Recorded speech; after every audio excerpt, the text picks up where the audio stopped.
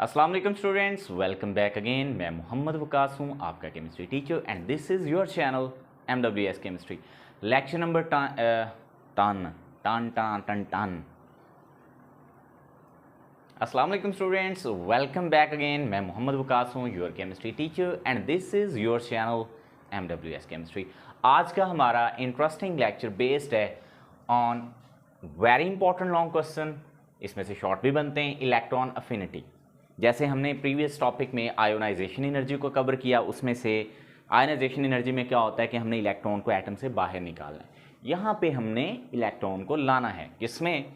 Atom के अंदर।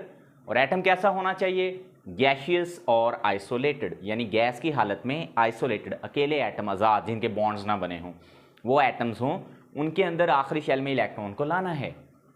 अब जब हमने इलेक्ट्रॉन को निकालना है, हमें एनर्जी चाहिए, उसको आयनाइजेशन एनर्जी कहते हैं। जब इलेक्ट्रॉन ने आना है, पहले इलेक्ट्रॉन ने जब आना है तो एनर्जी ने जाना है, और जब दूसरे इलेक्ट्रॉन ने आना है तो फिर एनर्जी ने जाना नहीं है, फिर उसने आना है।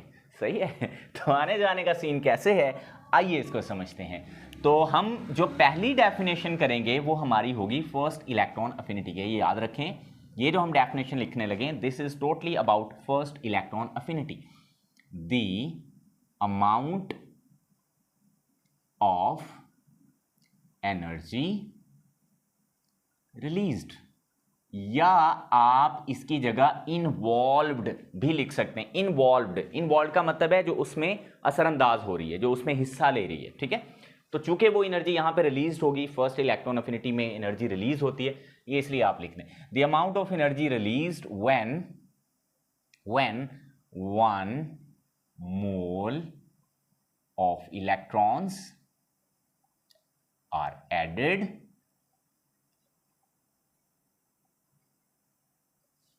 to 1 mole gaseous atoms to form 1 mole uni-negative ions is called first electron affinity, EA. I said EA means electron affinity. Okay, ये एनर्जी की वो मिकदार है या वो अमाउंट है जो खारिज होगी जब एक मोल इलेक्ट्रॉन्स को, एक मोल से मुराद है 6.02 इंटू 10⁻23 इलेक्ट्रॉन्स को, एक मोल इलेक्ट्रॉन्स को जब हम आइसोलेटेड गैशियस एटम के अंदर ऐड करेंगे, और वो भी एक मोल होने चाहिए जिनमें ऐड करने। जाहिर बात है, एक इलेक्ट्रॉन एक एटम में ऐड होगा, अगर एक मोल इलेक्ट्रॉन होंगे तो वो एक मोल एटम्स ही के अंदर ऐड होंगे। तो वो अमाउंट ऑफ एनर्जी रिलीज होगी जब हम एक मोल इलेक्ट्रॉन को एक मोल गैशियस एटम्स के अंदर ऐड करके उनको एक मोल ही यूनी नेगेटिव आयंस बनाएंगे। अब सर यूनी नेगेटिव आयन क्या होता है? ऐसा नेगेटिव आयन जिसपे -1 चार्ज हो। तो आइए इसके एग्जांपल से हम इसको समझ लेते हैं। अच्छा, इसमें एक चीज़ मैं और आपको बता दूं, अक्सर आप कमेंट्स करके मुझसे नोट्स के हवाले से पूछते हैं कि सर आपके नोट्स हैं नहीं हैं। तो मैं आपको बता दूं, इस वीडियो के साथ लिंक करके, ये मैंने ऊपर आपको लिंक में दे दी है, this is masterpiece of chemistry called master chemistry. तो ये सब मेरे नोट्स हैं, ये मेरे बहुत अच्छे दोस्त हैं, उन्होंने ये लिखी है।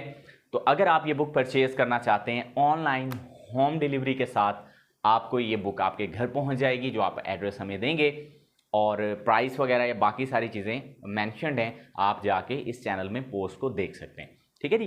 तो मेरे अपने तो नहीं है, क्योंकि मैं अलग अलग चैप्टर्स के नहीं बनाए ना, चूँकि ये सिलेबस भी नया है। तो अगर आपको ये चाहिए नोट्स, तो आप इस नंबर पे जो है रब्ता कर सकते हैं और ये बुक आप मंगवा सकते हैं। तो आइए अब हम इसको आगे कंटिन्यू करते हैं। देखें, हमारे पास अगर हम इसकी एग्जाम्पल लिखें तो मेरे पास बेस्ट एग्जाम्पल है क्लोरीन की। हैलोजन जितने भी है ना, फ्लोरीन, क्लोरीन, ब्रोमीन, आयोडीन, इनके वैलेंस शेल में एक इलेक्ट्रॉन की कमी है, तो इनकी इलेक्ट्रॉन अफिनिटीज बहुत हाई होती हैं। मींस ये इलेक्ट्रॉन से बहुत प्यार करते हैं। समझ आई? सर इलेक्ट्रॉन से भी प्यार होता है? जी बिल्कुल होता है, एटम्स को होता है। ठीक है ना, आप इलेक्ट्रॉन से तो हमारे अंदर भी इलेक्ट्रॉन तो हैं वैसे। तो ये अब ये देखें, ये हमारे पास गैशियस क्लोरीन एटम है, इसके अंदर इलेक्ट्रॉन ऐड हुआ, वो क्लोरीन नेगेटिव आयन यानी क्लोराइड आयन बना, और इसमें जो एनर्जी रिलीज हुई है that is called electron affinity, और ये है -349 किलो जूल्स पर मोल। ओके, तो this is the amount which is released. और ये मैं आपको बता दूं, पहले भी बता चुका हूं, ये एटम्स हमने लिए हैं एवोगैड्रोज ऑफ नंबर, और इनमें इलेक्ट्रॉन जो ऐड हुए हैं वो भी एवोगैड्रो नंबर है यानी Na, और उससे जो नेगेटिव आयंस बने हैं वो भी Na ही बने हैं। तो ये पॉइंट आपको मेरे ख्याल में क्लियर है, प्रीवियस वीडियो के अंदर भी मैंने इसको बड़ा डिटेल में एक्सप्लेन किया था। तो रियली होप ये आपको बात समझ आई होगी। आगे बढ़ते हैं, आगे हम बात करते हैं सेकंड इलेक्ट्रॉन अफिनिटी की। तो क्या किसी एटम के अंदर हम एक से ज्यादा इलेक्ट्रॉन भी ऐड कर सकते हैं? जैसे हम एक एटम से एक से ज्यादा इलेक्ट्रॉन निकाल भी सकते हैं, ऐसे ऐड भी किए जा सकते हैं, ठीक है। तो one of the best example for this oxygen है ये, ठीक है। तो we are just talking about second electron affinity, electron affinity. लेकिन एक चीज मैं आपको बता दूं, इसको डिस्कस करने से पहले हम पहले फर्स्ट इलेक्ट्रॉन अफिनिटी ही बताएंगे, जो कि ऑक्सीजन के बारे में हम पढ़ चुके हैं, ठीक है, क्लोरीन के बारे में सॉरी पढ़ चुके हैं।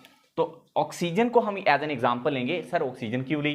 क्योंकि ऑक्सीजन की आखिरी शेल में 2 इलेक्ट्रॉन की कमी होती है बच्चों, तो उसके अंदर 2 इलेक्ट्रॉन ऐड हो सकते हैं। तो जब हम पहले ऑक्सीजन एटम के अंदर, ये पहला ऑक्सीजन क्या होता है, यानी जब हम पहले इलेक्ट्रॉन को ऑक्सीजन एटम के अंदर शामिल करेंगे तो ये जो नेगेटिव आयन बनेगा गैसियस आयन, तो इससे जो एनर्जी खारिज होगी that is called first electron affinity, ठीक है। और ये इसकी होती है 142 किलो जूल्स पर मोल, जो कि क्लोरीन से थोड़ी कम है। लेकिन इसी नेगेटिव यूनी नेगेटिव आयन, इसको हम यूनी नेगेटिव, अच्छा जी थोड़ा सा ना कैमरा जो था वो हिल गया था, पता नहीं मेरी आवाज़ से हिल गया या वैसे हिल गया, आई डोंट नो। मैं इसको दोबारा एक्सप्लेन कर देता हूँ, यहाँ तक आई थिंक वो चीज़ें आपके लिए क्लियर थी। देखें, जब हम पहला इलेक्ट्रॉन ऐड करते हैं किसी एटम के अंदर जो गैसियस आइसोलेटेड होता है, तो जो अमाउंट होगी एनर्जी की वो रिलीज होती है। उसकी वजह ये होती है, जब हम फर्स्ट टाइम इलेक्ट्रॉन को एटम के अंदर ऐड करते हैं, वो एटम होता है न्यूट्रल, वो इलेक्ट्रॉन को आसानी से कर लेता है एक्सेप्ट, ठीक है। तो फिर क्या होता है, एनर्जी रिलीज होती है, ठीक है। जैसे यहाँ पे हुआ और यूनी नेगेटिव आयन बना, 1 मोल गैसियस एटम्स लिए, 1 मोल इलेक्ट्रॉन ऐड किए, 1 मोल यूनी नेगेटिव आयन बने, और एनर्जी जो रिलीज हुई that is called first electron affinity, which is 142 kilo joules per mole for the oxygen atom, ठीक है। एंड अगर इसी यूनी नेगेटिव आयन को दोबारा लेकर इसमें एक और इलेक्ट्रॉन ऐड किया जाए, यानी ये एवोगैड्रो नंबर लिए जाएं, 1 मोल, इसमें 1 मोल इलेक्ट्रॉन ऐड किए जाएं और डाई नेगेटिव आयन 1 मोल बनाए जाएं, तो तब इन अमाउंट ऑफ एनर्जी होगी एब्जॉर्ब। एब्जॉर्ब क्यों सर, क्यों, आखिर क्यों? आखिर इसलिए क्योंकि जब हम सेकंड इलेक्ट्रॉन ऐड करेंगे तो क्या होगा, पहले से मौजूद इलेक्ट्रॉन, ये इलेक्ट्रॉन पे नेगेटिव चार्ज है, तो पहले से मौजूद जो इसमें इलेक्ट्रॉन है इस पे नेगेटिव चार्ज बिल्डअप कर चुके हैं, एटम के अंदर इलेक्ट्रॉन ज्यादा हैं और नेगेटिव चार्ज एटम के ऊपर, यानी वो यूनी नेगेटिव आयन बन चुका है। जब इलेक्ट्रॉन उसके अंदर ऐड होने जाएगा तो क्या होगा, उसको रिपल्शन होगी, उसको वेलकम नहीं करेगा वो नेगेटिव आयन। तो रिपल्शन को ओवरकम करने के लिए हम इलेक्ट्रॉन को चाहेंगे जाए, तू जा, वो कहेगा मैं नहीं जाऊंगा, हम कहेंगे तू जा, वो कहेगा नहीं भाई आगे नेगेटिव चार्ज, हम कहेंगे तू जा, तो उसके लिए वो कहेगा मुझे फिर दो एनर्जी। वो एनर्जी हमने दी है यहाँ पे 798 kilo joules per mole, that is called second electron affinity, which is always endothermic process. तो ये आपसे क्वेश्चन पूछ सकता है कि सेकंड इलेक्ट्रॉन अफिनिटी क्यों पॉजिटिव होती है, या वाई सेकंड इलेक्ट्रॉन अफिनिटी जो है वो एक एंडोथर्मिक प्रोसेस है। The reason is when we add second electron into the uninegative ion,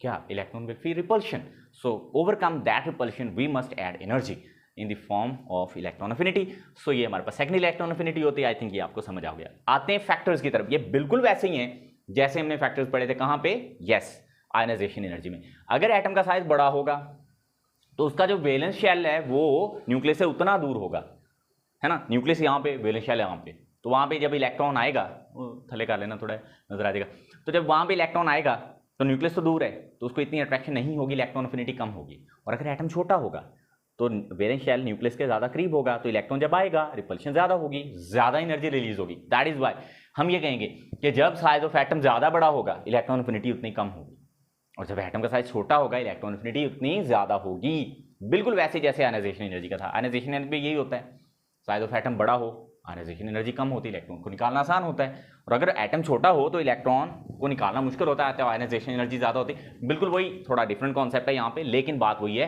size of atom जितना बड़ा होगा आयनाइजेशन एनर्जी उतनी कम होगी, और साइज ऑफ एटम जितना बड़ा होगा आयनाइजेशन एनर्जी अगर कम है तो इलेक्ट्रॉन अफिनिटी भी कम होगी, और साइज ऑफ एटम अगर छोटा होगा तो इलेक्ट्रॉन अफिनिटी और आयनाइजेशन एनर्जी दोनों ज्यादा होंगी। मैं ज्यादा बोल गया। आगे बढ़ते हैं, न्यूक्लियर चार्ज। ये जो न्यूक्लियर चार्ज होता है ये मैंने ना लिखना पहले नहीं था, वो हुआ ये है कि मैं आपको बताया कि कैमरा हिल गया था तो मुझे भी पता नहीं चला, तो मैं दोबारा बना रहा हूँ। तो न्यूक्लियर चार्ज जितना ज़्यादा होगा तो अट्रैक्शन ऑन इलेक्ट्रॉन ज़्यादा होगी तो इलेक्ट्रॉन आसानी से ऐड होंगे, ज़्यादा एनर्जी रिलीज होगी, इलेक्ट्रॉन अफिनिटी उतनी ज़्यादा होगी। बिल्कुल ऐसे ही जैसे न्यूक्लियर चार्ज ज़्यादा होने से आयनाइजेशन एनर्जी ज़्यादा होती है। शील्डिंग इफेक्ट मैंने अपनी तरफ से ऐड किया, जितना ज़्यादा शील्डिंग इफेक्ट होगा एटम का साइज उतना बड़ा होगा, इलेक्ट्रॉन अफिनिटी उतनी कम होगी, बिल्कुल वैसे जैसे हमने आयनाइजेशन एनर्जी में देखा। असल पॉइंट ये है, देखो ये एक इंपॉर्टेंट शॉर्ट क्वेश्चन है, यहाँ से शॉर्ट क्वेश्चन बनता है। तो आपसे सेकंड इलेक्ट्रॉन अफिनिटी पॉजिटिव क्यों होती है पूछ सकता है रीजन के साथ, ये एक शॉर्ट क्वेश्चन बन सकती है, इसकी डेफिनेशन और एक एग्जांपल। और ये एक इंपॉर्टेंट शॉर्ट क्वेश्चन है कि आपसे पूछे कि इलेक्ट्रॉनिक कॉन्फ़िगरेशन कैसे असरअंदाज होती है, किस पर? यस, इलेक्ट्रॉन अफिनिटी पर। इलेक्ट्रॉन अफिनिटी पर देखो, यहां मैंने ना 15th ग्रुप जो है पीरियोडिक टेबल का, जिसमें nitrogen, phosphorus, arsenic, antimony and bismuth आते हैं, इनको लिया है। इनमें से अगर आप नाइट्रोजन को ले लो, नाइट्रोजन के वैलेंस शेल के अंदर जो सब शेल है पी, उसके अंदर 3 इलेक्ट्रॉन है जो कि हाफ फील्ड है। ओके, हाँ हाफ फील्ड है। सर इससे क्या होगा? इससे ये होगा, जो हाफ फील्ड एटॉमिक ऑर्बिटल होगा, सब शेल इसको कहते हैं, ये ऑर्बिटल्स लिखें, ये बहुत स्टेबल होते हैं। जब स्टेबल होते हैं तो इनमें से इलेक्ट्रॉन ऐड करना मजीद पॉसिबल नहीं है, क्योंकि ऑलरेडी स्टेबल एटम है, तो मजीद इलेक्ट्रॉन लेना उतना आसान नहीं होगा। तो इसलिए ये आसानी से वेलकम नहीं करते इलेक्ट्रॉन्स को, इस तरह के एटम जैसे नाइट्रोजन, फास्फोरस, एंटीमनी, बिस्मथ वगैरह वगैरह। तो फिर क्या होता है, इनकी इलेक्ट्रॉन अफिनिटी कम होती है। देख मैंने लिखा हुआ, हाफ फील्ड एटॉमिक ऑर्बिटल्स होंगे तो इलेक्ट्रॉन अफिनिटी वैल्यू कम होगी। Understood? Okay, very good, understood, very good, शाबाश। नोबल गैसेस, नोबल गैसेस क्या होती हैं? ये 18th ग्रुप की मेंबर हैं और हमारे पीरियोडिक टेबल में पाई जाती हैं। 18th ग्रुप में इनके जो वैलेंस शेल है वो कंप्लीटली फिल्ड होते हैं, ये मैंने क्या वर्ड दिखा, और इनकी इलेक्ट्रॉन अफिनिटी तकरीबन जीरो होती ही नहीं इलेक्ट्रॉन अफिनिटी, क्योंकि इनमें इलेक्ट्रॉन आने की गुंजाइश होती ही नहीं। अंडरस्टैंड? तो ये इसमें ये क्वेश्चन आपसे पूछ सकता है कि क्यों जो 15th ग्रुप है, nitrogen, phosphorus, arsenic, antimony, bismuth वगैरह, या हैलोजेंस है, सॉरी नोबल गैसेस हैं, neon, helium, neon, argon, krypton, xenon, radon वगैरह, क्यों इनकी इलेक्ट्रॉन अफिनिटी जो होती है वो बहुत कम होती है? And the reason is because they either having half filled और completely filled atomic orbitals, so they can't accept electron so easily. अगर इनकी बात करें तो करते नहीं, ये इतना आसानी से नहीं करते। दैट इज वाई जो कॉन्फिगरेशन है इलेक्ट्रॉनिक वो इस तरह से अफेक्ट करती है। इसके बाद आ जाते हैं ट्रेंड में। मैं नहीं बताऊंगा, बिल्कुल नहीं बताऊंगा, ये सेम ट्रेंड है जैसे हमने आयनाइजेशन एनर्जी में पढ़ा। देखो ग्रुप में टॉप टू बॉटम एटम का साइज बढ़ता है, तो फिर क्या होता है? इलेक्ट्रॉन अफिनिटी कम होगी, क्योंकि साइज के साथ इलेक्ट्रॉन अफिनिटी का इनवर्स रिलेशन है। पीरियड में size of atom left to right होता है कम, तो फिर इलेक्ट्रॉन अफिनिटी ज्यादा होगी। तो टॉप टू बॉटम एटम का साइज बढ़ता है तो इलेक्ट्रॉन अफिनिटी कम होती है, और पीरियड में left to right size of atom कम होता है तो इलेक्ट्रॉन अफिनिटी बढ़ती है। So that's it about today's lecture on क्या, electron affinity. I really hope ये सारा लेक्चर आपको समझ आया होगा। पूरा क्वेश्चन ये लॉन्ग है, इसमें से शॉर्ट क्या बनते हैं, 1, 2 और ये 3। तो यहाँ तक अगर आपको वीडियो समझ आई है इसको लाइक कर दें और इसको शेयर कर दें। And thank you so much. अल्लाह हाफिज़।